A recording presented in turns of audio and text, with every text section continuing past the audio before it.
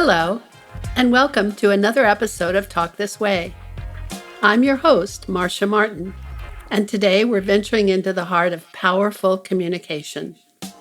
In a world where every interaction counts, from boardroom discussions to heartfelt conversations at home, how do we ensure that our message isn't just heard, but also felt?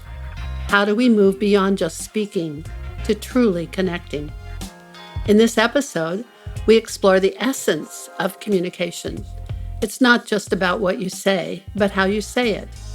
I'll share insights from my journey, where I've learned that the key to impactful communication lies in authenticity, truth-telling, and a deep connection with your audience.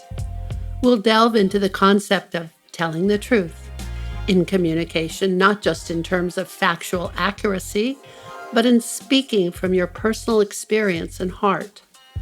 You'll learn how to overcome the limitations of memorized speeches, making your words feel alive and genuine every time.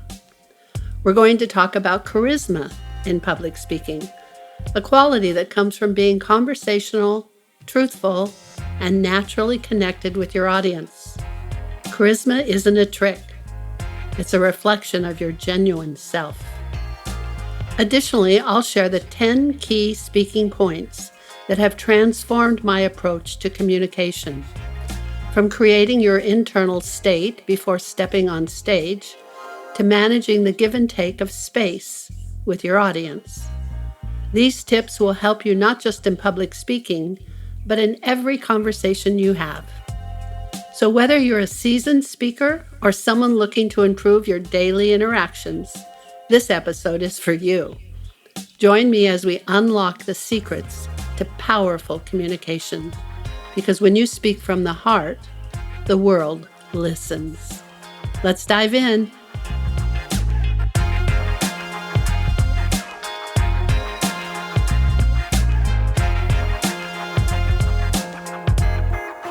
Hello, this is Raymond Aaron, and welcome to this exciting issue of The Wealth Creator Source, a series of powerful monthly interviews with world leaders in their field to enhance your ability to understand and profit from the events and changes in the world around us. My guest today is a dynamic speaker, a highly sought-after trainer and consultant who inspires audiences and has trained hundreds of thousands of people in seminars, workshops, and individual coaching sessions. She was the Chief Operating Officer and Vice President of Marketing of an international manufacturing and marketing corporation. And if that weren't enough, at the same time, she was also founding member of the Hunger Project, a not-for-profit organization dedicated to ending world hunger, which was responsible for initiating the Children of the World Conference, which was co-sponsored by the United Nations. Her name is Marcia Martin. Are you on the line? I am, Raymond. It's so good to talk to you. Yes. Well, I'm so happy that you're on the line. And actually, I want to say something right to you now that I know that you're here. Marcia, I have interviewed many, many people in this show, very, very senior and world-famous people. And they each have a huge ability and knowledge in a particular arena. What moves me about you is that you are by far the most well-rounded person that I know, that you have achieved extreme greatness in many different areas, and you always astound me at what you've gotten yourself into and what you're achieving. You are so productive and so powerful and yet so gentle and sweet. I don't know how you do it. Oh, Raymond, thank you. I'm so excited to be interviewed by you. It's the best introduction I've ever had. Well, but now you have to live up to that. That's true. Yes. I think I can do that. I know you can. I know you can, and that's why I've built you up so much. The topic today is powerful communication skills, and I'm really excited to have you, Marcia, here, because speaking on this topic, you are definitely a master of communication, and that's why we've chosen this topic for you. I know that you hold a bachelor's degree from the University of San Francisco right on this topic, on communication arts and business development. The reason that I've chosen this particular topic of all the many topics that I could interview you on is that I know that every single person has to speak to one person. Of course, we speak to individuals all the time, but occasionally we speak to 2 people or 5 people or 9 people just in the normal course of our life. And what I notice is that some people do that well and some people don't do that well, and you do it really well, but you have become a master at teaching people how to speak to more than one person at a time really, really well, whether or not it's what they think they do in their life, because we all do it, right? Absolutely. It's one of the most powerful skills that anybody can have, and everybody uses it all the time, and it seems like we've never been taught how to do that, which is really a shame.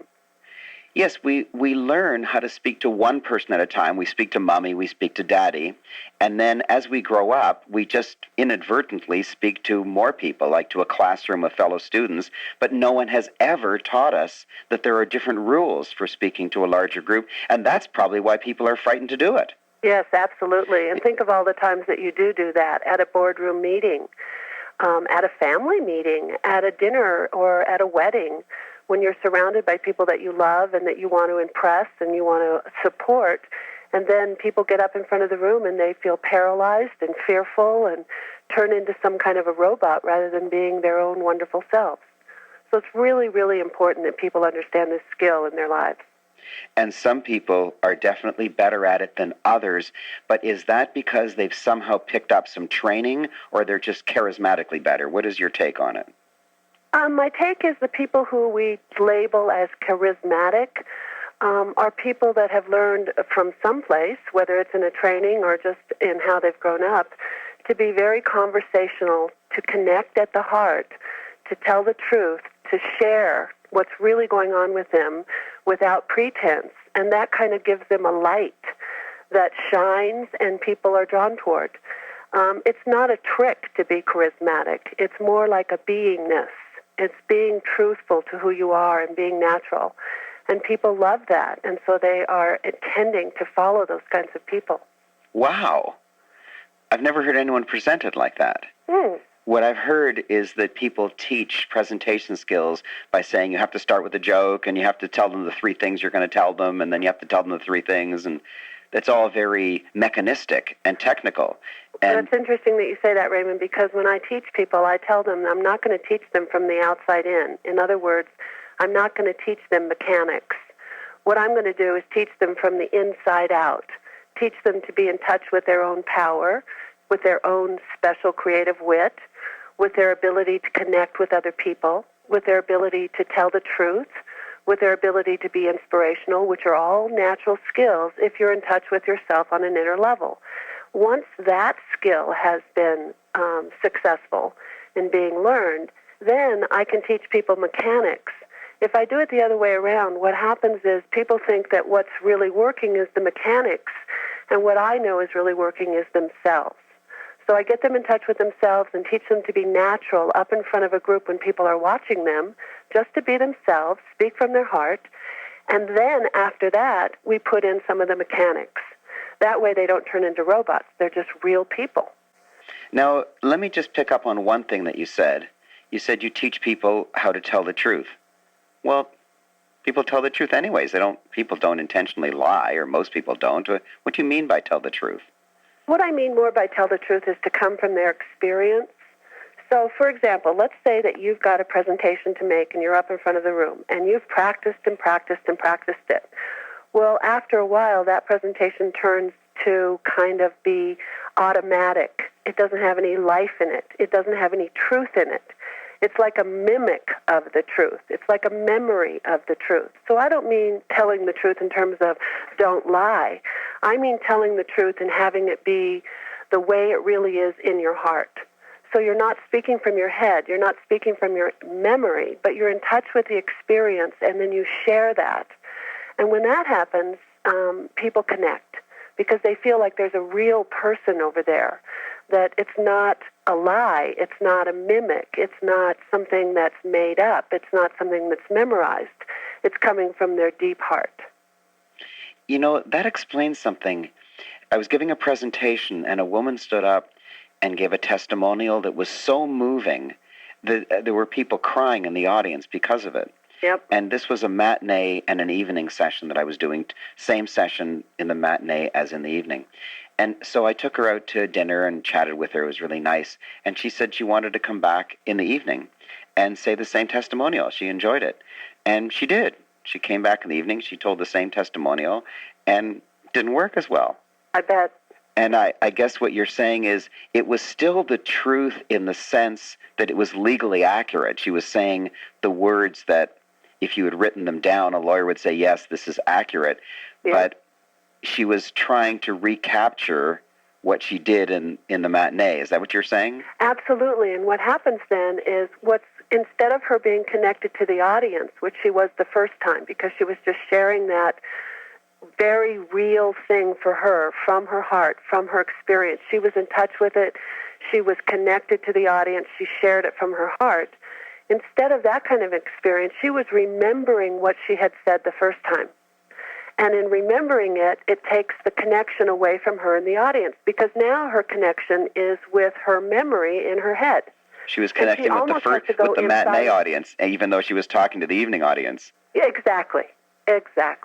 Wow. And it's a very different experience, as you just shared. One, you saw people crying and being touched and moved, and the other, it probably was just very kind of deadpan. Well, it was nice. Yeah, I'm sure it was nice because probably the story was good. Yes. But the story isn't what connects people. What connects people is energy, and what connects people is light. So if I'm going to be connected to you, I have to really see who you are. I have to be present. And you have to be present. And I have to be inspirational enough that causes you to be present.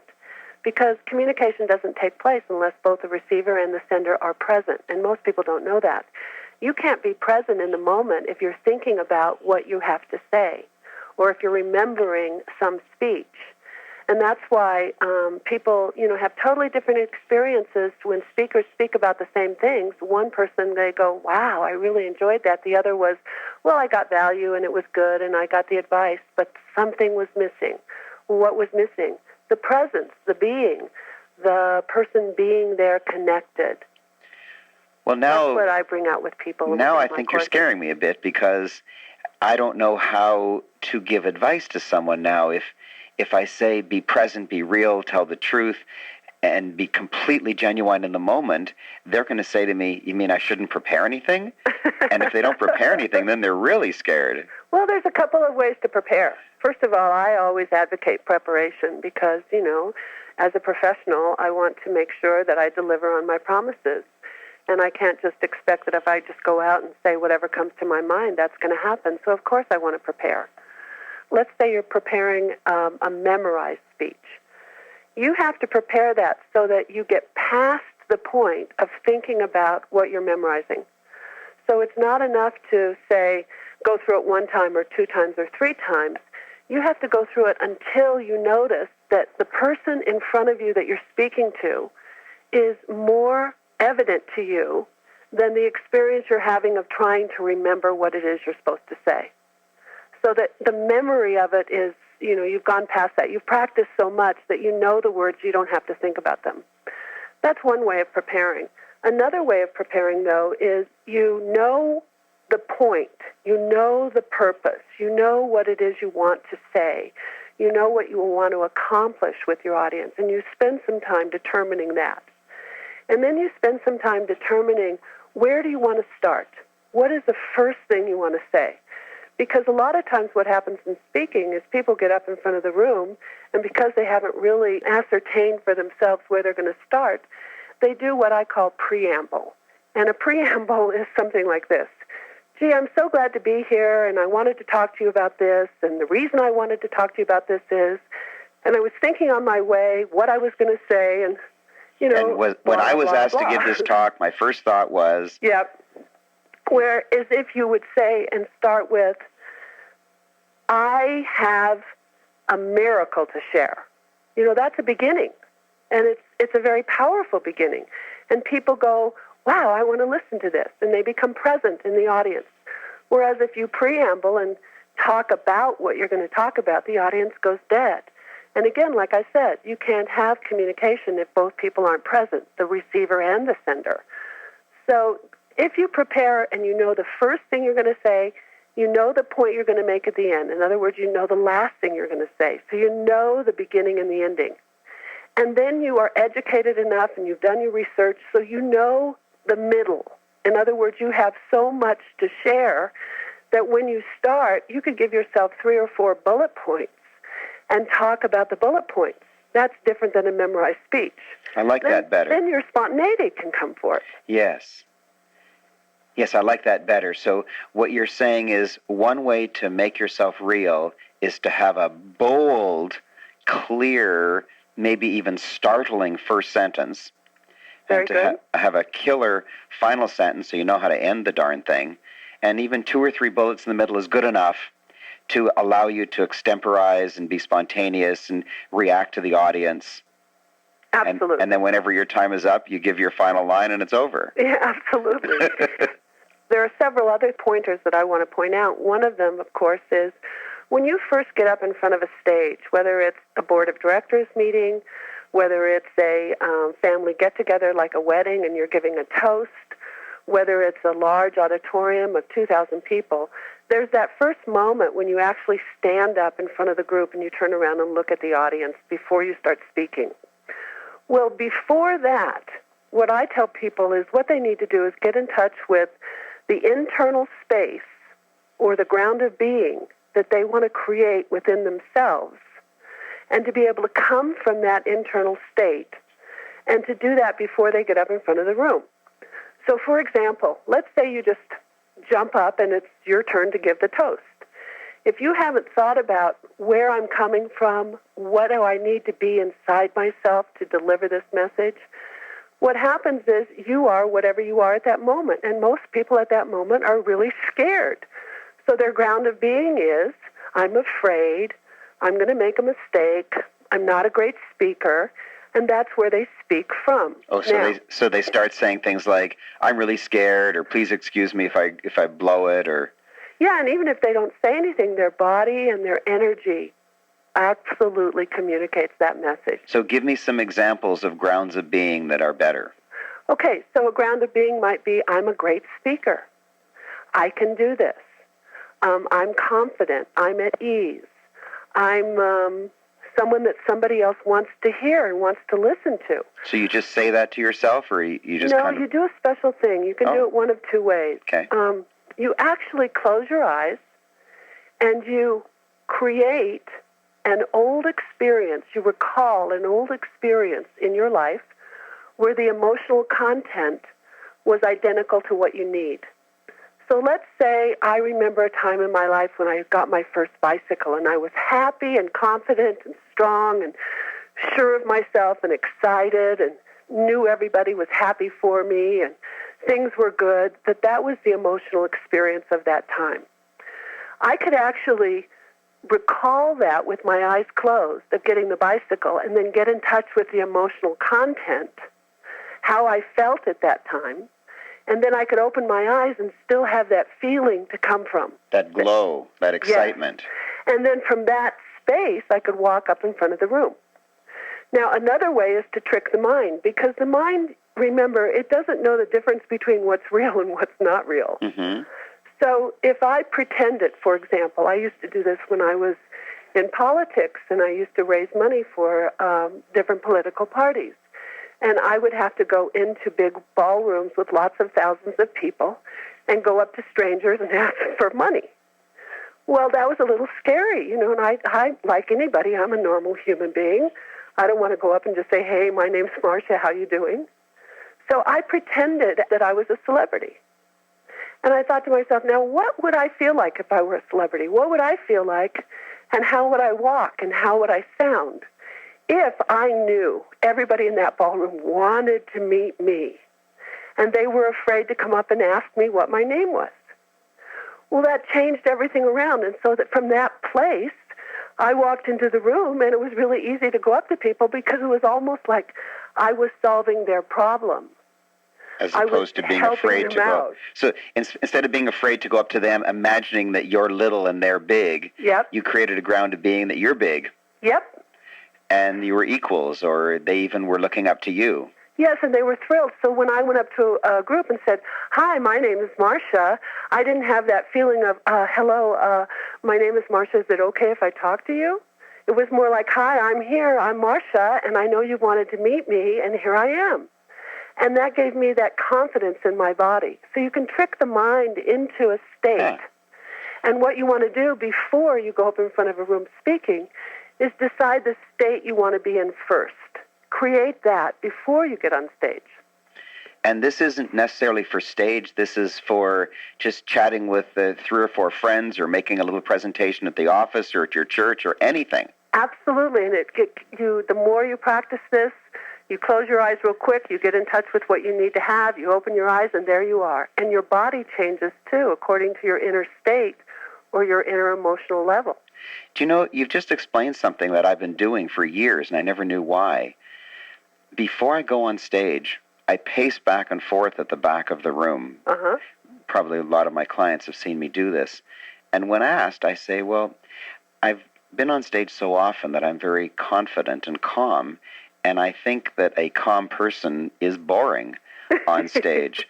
And so I need to be a little more on edge. And so I actually pace back and forth to get on edge. There you go. You're creating an internal state. Yeah, an internal state of excitement or edginess or readiness as opposed to calmness. Absolutely. And then when I'm ready, like the first sentence I say is going to be delivered with a little more flair than gradually moving into it. Yes, and if you look at, beginning speakers that don't have your experience in all of the many kinds of speaking that you've done, they would do the exact opposite, because they would be probably so on edge, they would say, I need to calm myself. As long as they don't and there's no problem they'll calm themselves too much. No, so it'll still work. That doesn't generally happen in the area of public speaking. Right. Now, let me just tell you the rules that I've heard from other coaches, and let me hear your take on it. Okay. One is you always should start with a joke. What's your thought on that? I don't agree with that because, first of all, the word always. And it goes back to mechanics, and it puts the person in touch with what they think they're supposed to do rather than getting in touch with who they're supposed to be at that moment. So a joke is a great thing to ease an audience, but, if you were at a funeral, it probably wouldn't be the best thing. Yes, of course. So there's context, of course, but also just the point that someone would think that there is a formula. There's no formula to connecting. In other words, there's lots of different ways to connect. I remember a time when I was giving a speech at the Rotary Club, and it was all women in Los Angeles, and, it was right in the middle of lunch and dessert, and there was clanging of different pots and pans and servers, and all the women were talking to each other, and I guess that had been the way that other speakers had delivered their speeches, is that they'd gotten up and talked over all of that. Well, because I know that you have to be present and your audience must be present, or there's no communication, then what I did was I actually started tap dancing up in front of the room until everybody started looking at me. Pretty soon the room settled down, there was no quiet, and then I said, "Hi, my name's Marcia." And I had them in my hand. They loved it. They were listening. They were present. Oh, you actually tap dance? I did. You're not using that metaphorically. You actually... No, I actually, I took tap dancing when I was little, and I did a few steps up in front of the room because I didn't, at that point, know what would get their attention. And unless I have their attention, they're not present. So sometimes saying a joke does that. But sometimes saying a joke doesn't do that. Some people aren't that great at delivering jokes. Right. So I wouldn't say, always start with a joke. But you're saying that... instead of a joke sometimes, that's even more powerful, is to share a personal experience. A little anecdote that's brief and funny. Yep, about yourself, because that will put you in touch with your own experience, which is that state that you want to have to be connected with someone. Okay, one more thing that I've heard over and over again, that you should imagine that everyone in the audience is bare naked. I think that's pretty good, actually, because... Are you serious? Yeah, and I'll tell you why. Okay, please. Because it puts your attention on the audience instead of on your fear inside of yourself. So I do a different thing, but it accomplishes the same result, which is I tell speakers that are just starting off to pretend that they are the audience and the audience is the speaker. So that when they're speaking to the person, it's like they're responding to the speaker.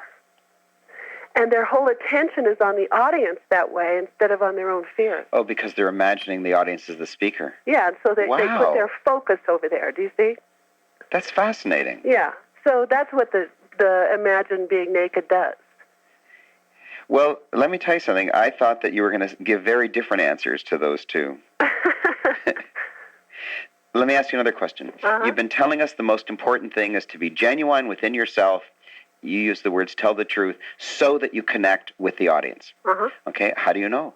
What is your feedback mechanism for determining whether you are connecting? Well, that takes a little practice, and you do it over and over and over till all of a sudden you can almost see what I call space.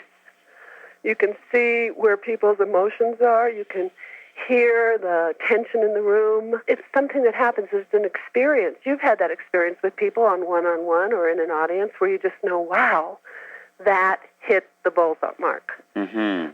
So, it takes some time to kind of notice that, but the thing that will allow you to get there is to put your attention on the audience themselves. And a trick that I tell public speakers to do is this. First of all, if you think about what a group is, there's two kinds of language.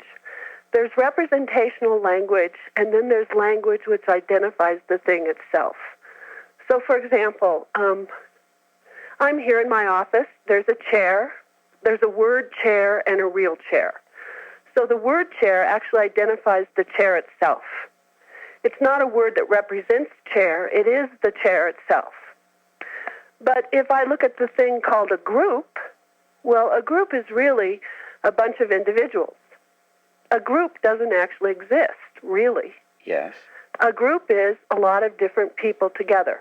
Right. So the word group is representational. Okay. So that means it's not a real thing.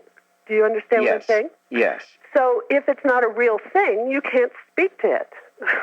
Okay. You can only speak to an individual. Yes. That's a real person, a body, a person sitting there. So instead, what happens is most people get up in front of a lot of people, and they kind of look a little bit over their heads, or they try to look really quickly back and forth from side to side to try to get everybody at once, because they're trying to make eye contact, when the truth of it is the only thing that you can connect to or make eye contact with is one single individual at a time.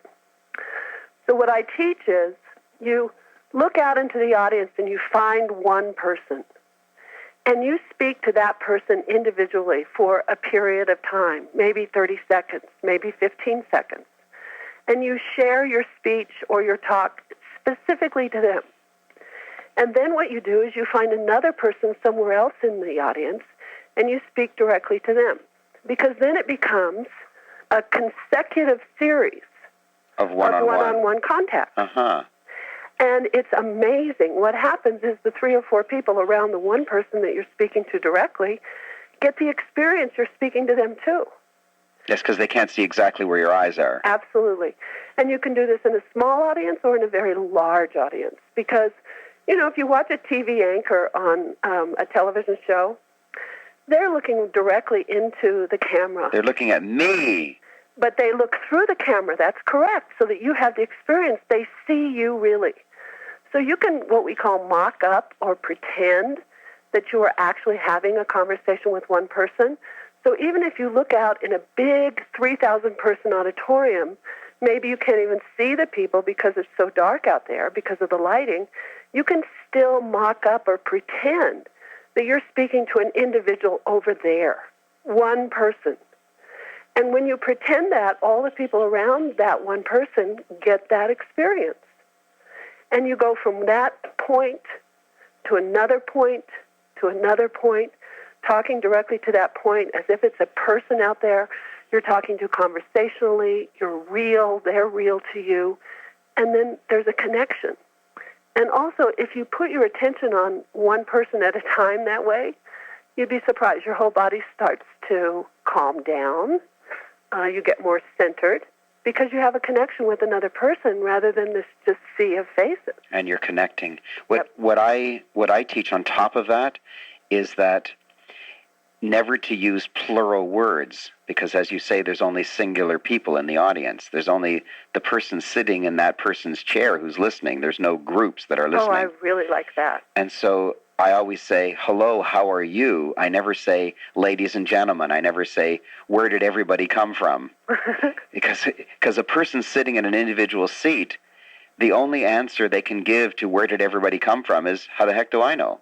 Exactly. But if I say, exactly the concept that I teach. Yeah, where did you come from? Or put up your hand if you are from out of town, as opposed to saying, how many are from out of town? I like that a lot. And so I create the connection that way. But I like your physical way of doing it too, of going every few moments to a different individual with your eyes, as opposed to I do it verbally. Yep. Now, I know that you have some rules, and I'd like to know some of them. You have 10 things, 10 specific things that you say that individual people should know before they even start to speak. I would love to know what those 10 things are. Great. Well, we've talked about some of them. The first being that you need to create the state of mind or ground of being that you want for your speech before you get on stage. So that's the first thing, is to recognize that you're in charge of your internal state, and you need to really be responsible to create the kind of emotional content within yourself, confidence or excitement, enthusiasm. You need to be in touch with that emotion before you get up on stage. The second one is that the whole thing about speaking conversationally and from the heart. Most people think it's the information that's important.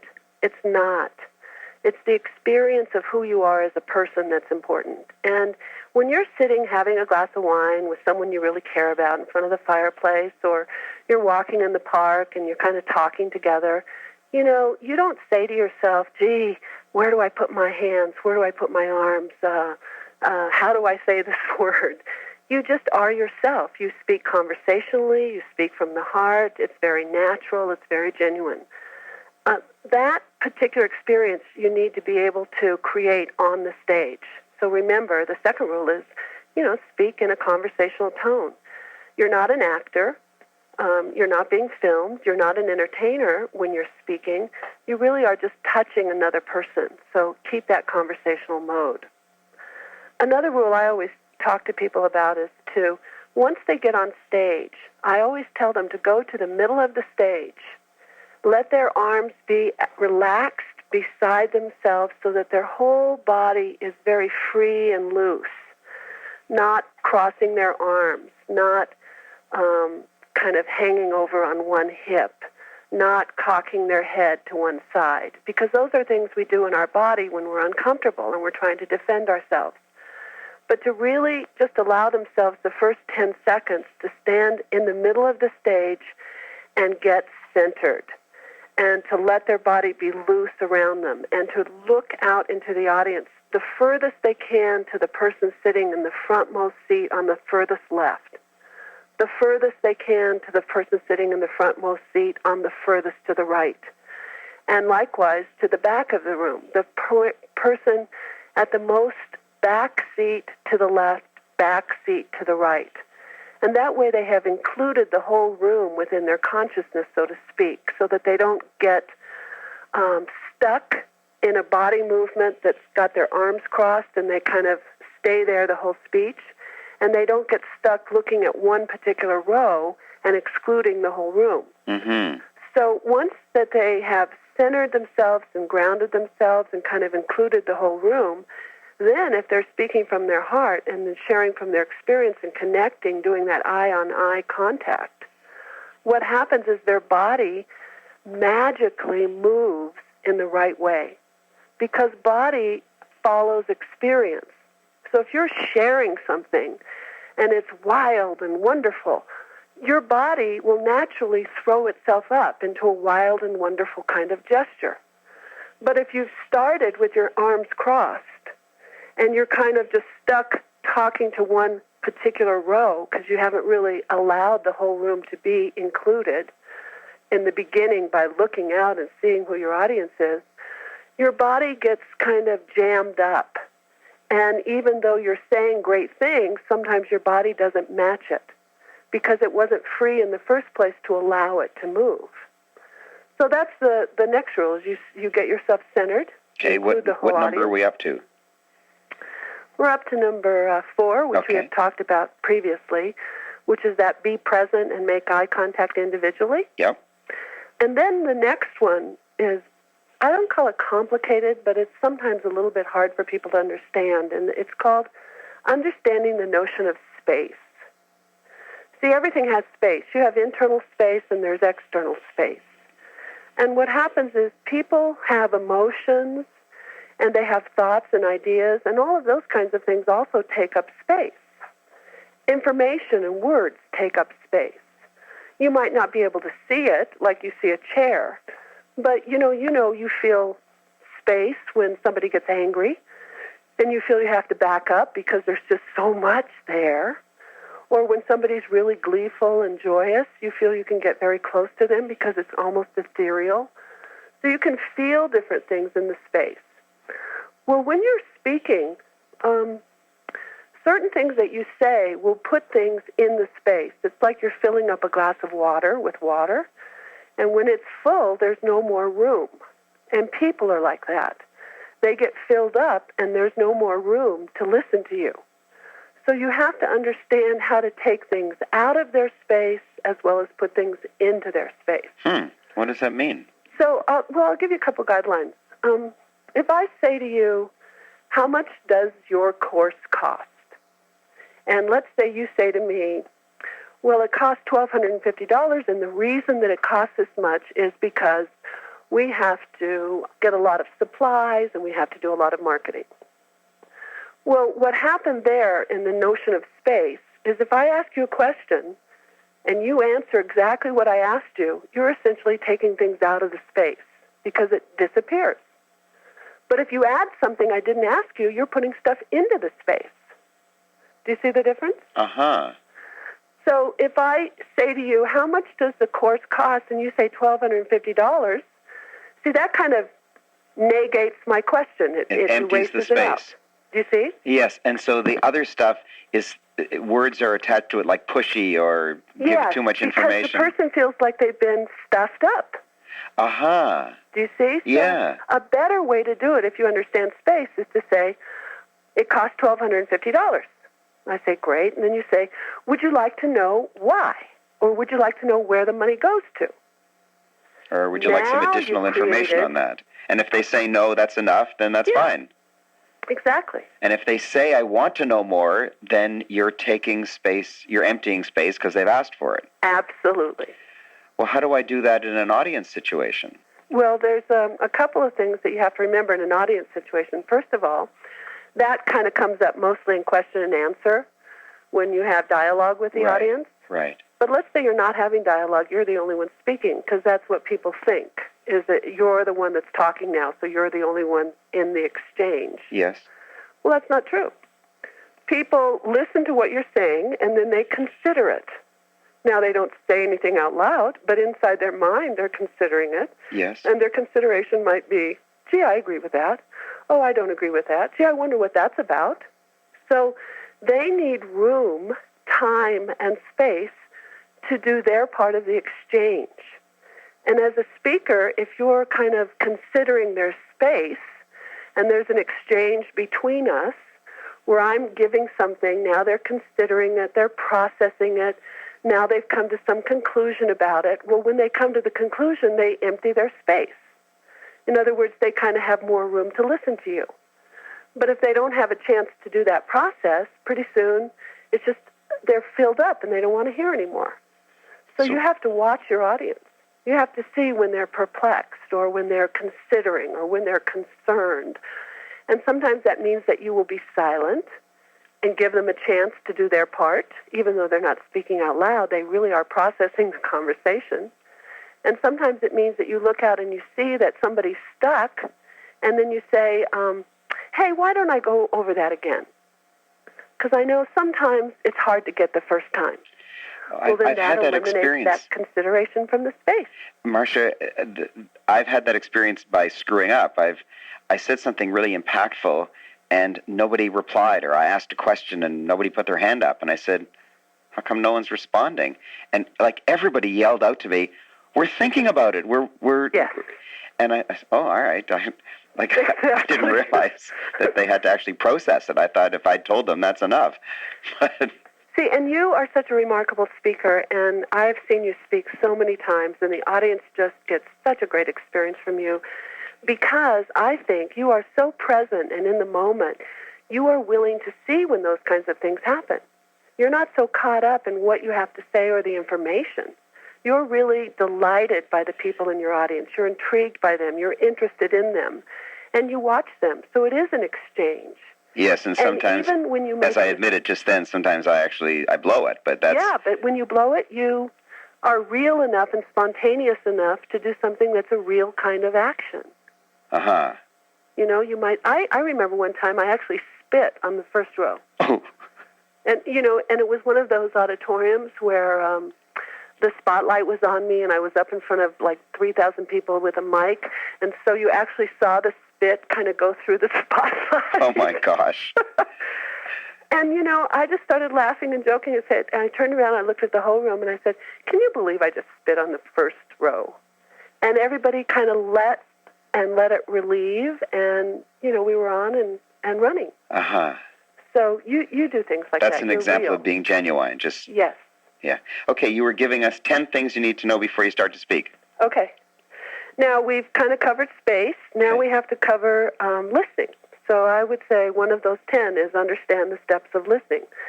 And people think that listening is where you speak and I listen to hear your words. And listening is a deeper thing than that.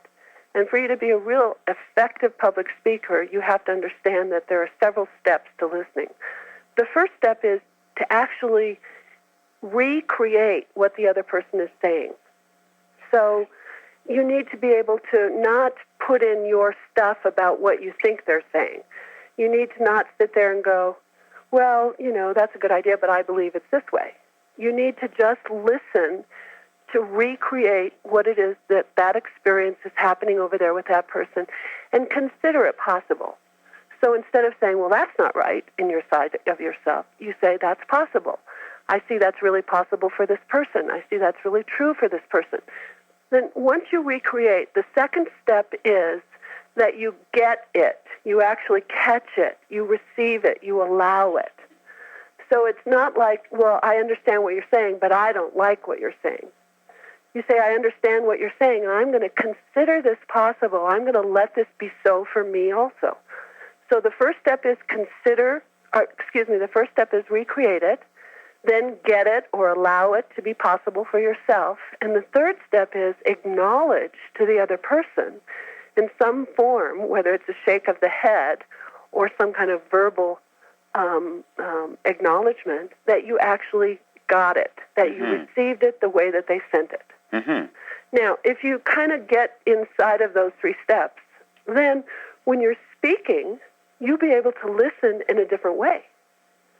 So that you can listen if your audience is bored. You can listen if your audience is antagonistic.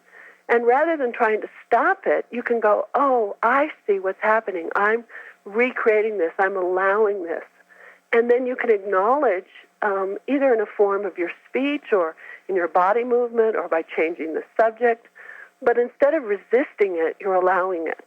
And the best speakers are also the best listeners. Good. We talked a little bit about, which was know your beginning, know your ending before you start. Yes. And the middle fills itself in. I like that. The middle just fills itself. Yep. Another rule is start your talk at the beginning of your idea or incident, which we talked about earlier. Don't preamble. Right. Jump right into it. Don't tell them why you're going to talk about it. Just start talking about it. In fact, you can tell them why afterwards as long as you start with something that grabs them. Absolutely, because that will put them in present time, which is the condition that you need. See, a lot of people think it's about the information, like I've said before, but it's not about the information. It's about the condition the person is in. Are they present? Are you present? Is there some kind of connection between the two of you that they really consider you a listener, a real person? And people pick that up on an energy level. So, you know, one of the conditions, one of the most important conditions, is that you're present. So you got to, you know, take a few minutes and do some breathing and look out and see your audience instead of pretending and being in denial that you're not up in front of 3,000 people. And you have to start with a powerful enough point that it grabs everybody and pulls them into present time. Mm-hmm. The way that I say that, by the way, you say it start at the beginning of the story. The way I say it is start in the middle of the story. Perfect. I exactly know what you mean. And if I'm going to tell a story... getting rid of the preamble. Yes, but I don't mean at the end of the preamble. I mean actually in the middle of the story. I'll say something, one of my favorite stories about a little boy who wants to learn karate. And instead of saying, well, once upon a time there was a mother and father, and they had a little boy, and he was about 6 years old, and he was really interested in karate. Instead of saying all that, the way I start the talk is I say, karate, Dad. Teach me. I want to learn karate. Karate, Dad. And everyone's saying, karate, Dad, what the heck's that mean? And they're like suddenly right there with me. And if you notice, what you've just done is you've started your talk in the beginning of the incident. Because at some point, really, really in life that happened, a little 6-year-old stood up and said, karate, Dad. And that's how it all started. I didn't start at the beginning of their life. I started at the beginning of the incident, which is the middle of the life. Yes. But way after the preamble. Yes. Okay. Okay, next thing. Number 9 is be bigger than you think you should be. Exaggerate on stage. Because what happens when you're up in front of a group, your body and your mind will automatically contract. And when you're moving, like if you're doing hand gestures, inside your mind, when you're up in front of a lot of people looking at you, it feels inside your body that you just like made this gigantic movement. When what really happened was, you twitched your little finger because it feels bigger than it is. So you have to counteract that contraction that's going to take place. So, speak bigger than you think you should. Exaggerate your words. Speak slower than you think you should. Speak louder than you think you should. Move your body around the stage in bigger movements than you think that you should. Because what will happen is after the contraction takes place, they'll be normal. And if you go up and try to do normal movements, normal loudness, that contracts and you get smaller on stage. I actually want to tell you that the woman, Janet Matthews, who did Chicken Soup for the Canadian Soul with me, yes, she and I took your course. I'm sure you remember this. Yeah, I love about Janet. 15 years ago. Yep. And one of the most remarkable things that we remember is that you had people talk. It was a small group, I don't know, a couple dozen, and one woman at the end of her little 1-minute talk self-assessed that she had ruined the entire talk because of her body motion. Yeah. And you said, well, what was your body motion? She said, well, I was just twitching my hand uncontrollably. And we're all wondering, you were? And so you said to her, can you just twitch it again so we can see it? And even when we were looking, we could hardly see it. Yep. And though we could see her hand moved a tiny bit, it was certainly nothing that anybody would notice. And you gave an instruction that completely astounded me, and I've remembered to this day. You said that you wanted her to re-give even just one sentence of her talk, and you wanted her to do an exaggerated, irrelevant body motion for each word, like she had to kick her leg in the air or point her finger to her nose or some totally gigantic and irrelevant motion for every word. And she gave a 1 or 2 sentence presentation, and even though we could see that the motions were exaggerated and irrelevant, everyone in the audience said it was far more interesting than the first one. Yes, yes. Which is so strange. Yep. It's completely strange. And yes, I've noticed that people, they get shut down. They get to be a statue. Yep. And when you're talking to one person, you can make small motions, and that's okay. If you're speaking to even 3 or 4 people, the motions have to be actually much bigger. Yep. And when you said talk slowly, here's what I notice all the time. People stand up, they're talking to a few people, and they say, if you want to reach me, call me at 702-6... People haven't even got their pen ready yet, and he's finished giving his phone number. It's crazy. It is crazy. I mean, I've sat up and coached people on stage, and I say, okay, speak slower, and they do one word slow, and then they go right back into speaking really quickly. And it takes some time to get that kind of fear level down and that presence level up to where they can even look out and see the audience and even notice that they are speaking fast, because it's an automatic behavior. And that's why I say, when you get up there, go ahead and exaggerate, because it's going to be lots smaller than you ever thought. Yes, that's true. Now, we're just about to go into our 10th thing, or we've done? Yes, we are. Okay, go ahead. And this, I think, is one of the most important, and that is enjoy the ride. Oh. Take your time. Don't rush to the end. It's almost like, everybody likes to go, they stay on roller coasters. But the great thing about roller coasters is it's the ride that's exciting. It's not at the end. But if you look at people who are speaking in front of a group, they'll run up there, get their speech done really fast, and race off the stage. And it's like they didn't enjoy it. They weren't there. They weren't inside of the panic if they were panicked. They didn't even feel it. They didn't enjoy the audience, how it looked. Take your time and enjoy the ride. Huh. Do you know, a friend of mine rowed across the Atlantic Ocean in a rowboat, believe it or not. Honestly, took her 101 days. And one of the most interesting comments that she made about her journey is when she was just about to cross the finish line. Uh-huh. She went from the Canary Islands to Barbados. Wow. When she was just about to cross, she didn't want to row anymore. She wanted to stay in the ride, experience. right? Yes, in the ride. Yeah. After 101 days of almost dying on several occasions and having wild and wonderful experiences on other occasions, you'd think she would be grateful for it to be over, but she didn't want it to be over. I would love to add one more thing here, yes? too. I have noticed that when you're at your home, there's a special room or a special chair, a special place in the kitchen that you just feel at home in, mm-hmm. and you relax, and, you put your feet up on the chair or the end table, or, you put a pillow behind you, and you really kind of get cozy, and you just, let yourself feel comfortable in that space because it feels familiar and like home to you. And I noticed that most people don't create that experience on stage.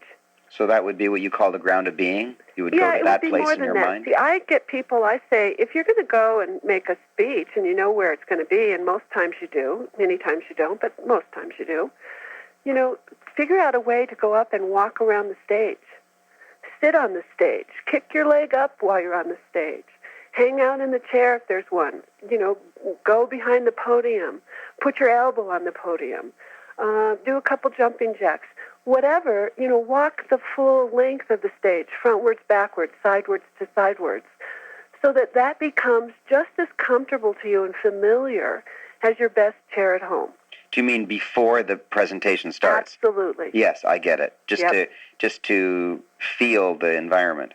Yeah, so okay. that your body, because otherwise your body will automatically react. Even if your mind tells you everything's okay, your body has its own way of showing up in situations. Now, you're saying stage because you're on stage, but it could be just a small committee room. It could be an office where you're going to be meeting with a few other people. Yep, absolutely. It could be the chair that you need to sit in while you're at the boardroom table. Right. It could be, the area of the living room where you're having your in-laws over to have to tell them that you're getting engaged. It could be, whatever the stage is. Right. Exactly. Okay, next topic. Uh-huh. Lots of people are afraid of making a presentation, even an informal one, not in a hotel ballroom, just in an office or a home or a church. They're afraid, and I've never known why. Maybe you could tell us why, and maybe you could tell us how to get over it. Why? Let's think about this for a minute. I think that, there's so many times in our life that are a little frightening to us, and we don't totally experience them. We kind of go unconscious during those times, and we put it outside of our awareness, and we pretend it didn't happen, or we try to get rid of it really quickly. The interesting thing about how experience works is if you experience something totally, that feeling will go away. So if you really, during the times you were frightened in your life, got inside the fear, felt how it feels, considered how it shows up in your body, became aware of the conversations that you have in your mind when it happens, if you are aware of all of that, then that particular incident will kind of disappear. If you don't do that in your life, you hold on to those incidents and they become unconscious and they kind of reactivate you when you get in touch with other situations that you think are like those.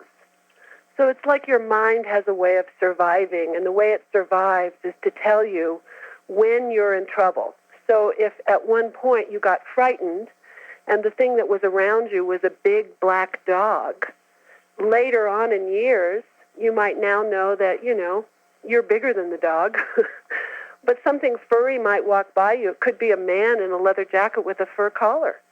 And how the mind operates is if it looks like the earlier similar, it will consider it is, and then your mind will set it up so that you go on automatic to actually act out whatever you did the time before, because the mind considers that whatever you did before allowed you to survive. So if you got frightened and you got a stomachache and you started to throw up and, you got all scared, then that would be kind of what the mind would automatically have you do in the current situation. I get it. So what do we do about it? Well, there's a couple things. First of all, you have to be aware of it and consider that the thing that's going on in your body has nothing to do with the current event. Okay. And then you have to... Because there is no danger. No. It's not like there's a tiger out there.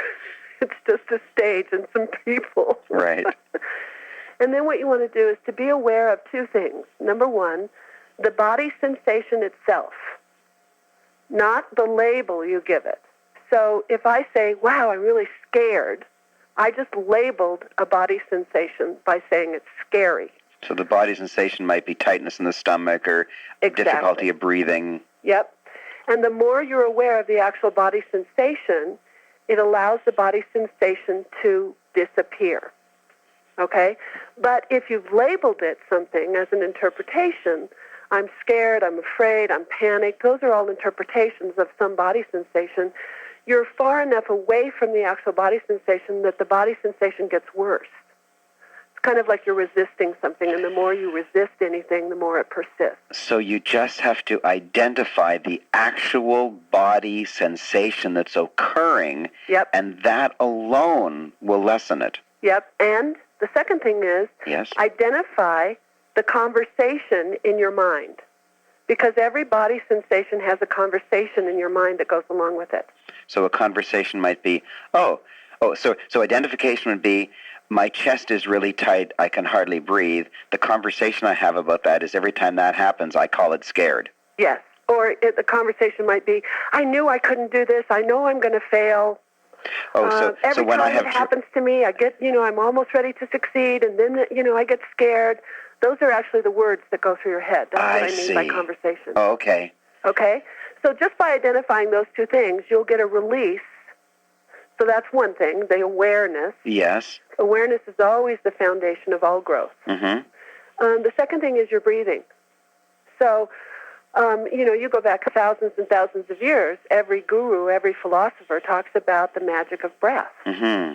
And so you must get to a place where you can actually breathe in and breathe out nice and slow, methodically, and to be in touch with how your breathing is. So you want to begin to breathe deeply and let out your breath deeply, nice and slow, methodically, and that will also calm you down and take you out of that fear state. Marcia? Yes? You know your stuff. Oh, thanks. A wonderful last question for you. Okay. Totally appropriate, is what makes an ending powerful? I think what makes an ending powerful is if you have a call to action. So I would put it into a couple of distinctions. One would be make a request, make an offer, or make a promise. A request, an offer, or a promise. That's right. Give me some examples. A request might be, so what I want you to do right now is go to the table, find a card. If you know this course is for you, go fill out that card now. Don't let any time or any fear stop you. That's a request. Okay. An offer might be, if you feel you really want to be a great speaker, I am willing to teach you. I have all of the things that I know have worked in the past, And if you want, I'll make myself available to you. And the way that you can do that is, so that would be an offer that I would give. Mm-hmm. A promise might be, I promise if you do this, your life will change. Mm-hmm. Just take these 3 steps and just consider just doing one, because my promise to you is your life will get better. And it doesn't matter, and you were giving an example of what you would say at the end of a presentation to offer your speaking course, Yep. but somebody might be in a church meeting and they want to form a committee. They might say, I promise that if you let me lead this committee and you join as a volunteer, we will get the following things done. Absolutely. Uh-huh. That's very interesting, a call to action. Call to action and just those 3 speech domains, promise, request, offer. I like it. Good. Now, we always ask our expert to give 3 expert action steps so that my listener can implement, or at least begin to implement, some of the fascinating ideas that you've started us thinking about. Can you tell us what your 3 expert action steps are? And then I've got a surprise for everybody. Oh, great. I love surprises. Well, first of all, I would invite everyone to come to my website and find out the different courses and products that I make available. And my website is powerspeakingseminars.com. powerspeakingseminars.com. And Correct. can I just add that Janet and I took it at least 15 years ago. We think about it and we use it to this day. One of the very few courses we've ever taken that is still in the forefront of our mind almost 2 decades later. I so appreciate that, Raymond. The second thing I would say is join some kind of a group that allows you practice to speak in front of people. So it could be a course that does speaking on a regular basis. I know there's a lot of courses out there. Toastmasters is a good example. Toastmasters, Dale Carnegie, mastermind groups. Right. Or it could be that, you have a book club and you get a few people to come over and you get to say, everybody do an introduction before they start. But get a group where you get to practice speaking. Mm-hmm. And the third thing is, I would say in terms of family events, make sure you show up at every family event and somehow you get in front of the family to talk. So if it's a wedding, give a toast. If it's an anniversary, say an anecdote about the couple. Absolutely. Do a little roast. But, that's an audience that you can count on that will at least always support you. And the thing is, the more you speak in front of groups, the better you're going to be. Uh-huh. So, take advantage, create groups. Don't say, well, I'm waiting for that one special time when the, conference asked me to come and speak. When the universe lines up. Yeah. Well, thank you very much for that, and I know that my listeners always appreciate hearing how they can get started. I want to tell you the history of how the expert action steps got created, and that is we did some market research from our subscribers, and what they said is, it's really fascinating, but I don't know exactly how to get started. It just seems so big. The expert seems to be so knowledgeable that it seems inaccessible. I don't know exactly where to break in. And so we started the expert action steps, and that's been a delightful addition. Oh. Well, we've done some more market feedback, and what we've learned is that my subscriber wants to hear my summary, my take on it, or what I think is the most interesting aspect of it, because I'm also one of the 2 participants in this dialogue. And so that's great, Raymond. Well, thank you. And so for the first time, we are now appending what we call Raymond's Impact. And I'm just going to select a few of the things that you've said that have had the biggest impact on me, so that I highlight that for our listener. And one comment is that everybody presents all the time, even though we may not realize we are doing it. As soon as we're speaking to more than one person, we're making a presentation, we just may not be doing it well, and we might as well be doing it well. Yes, that's great. Another thing that was a huge, huge impact to me, I had no idea that this would be a big thrust of what you had to teach us, is that being real is the main thing we need to look at, not necessarily whether our joke is good enough or none of that. It's being real, being present in the moment and telling the truth, which doesn't mean not lying. It means being so totally connected to the audience that you are just with your experience and talking from your heart. And I had no idea that you stressed that connection is more important than content. I always thought that content was the most important, and then once we got good content, we should just improve our ability to present it. And you seem to have flopped it around and say, first connect with them. If you connect, they'll want your content. If you don't connect, they're not interested, or they'll be bored, or they'll think, well, maybe you know your stuff, but you're not interested in me. Absolutely. And one thing that I've always known, but I'm so grateful that you reminded me and my listener, and that is no preamble. We don't want to know when they called you and asked you to give this talk what your first thought was and then what your second thought was. That's so true. And actually, I'm going to end with the middle, and that is the middle fills itself. I've never heard that, but it's so delightful. It gives relief. It's like I'm not sure, I don't know what the word is, but it lets us off the hook. If we have a really nice first sentence and we know what your rule is for creating a last sentence that's a call to action, the middle fills itself.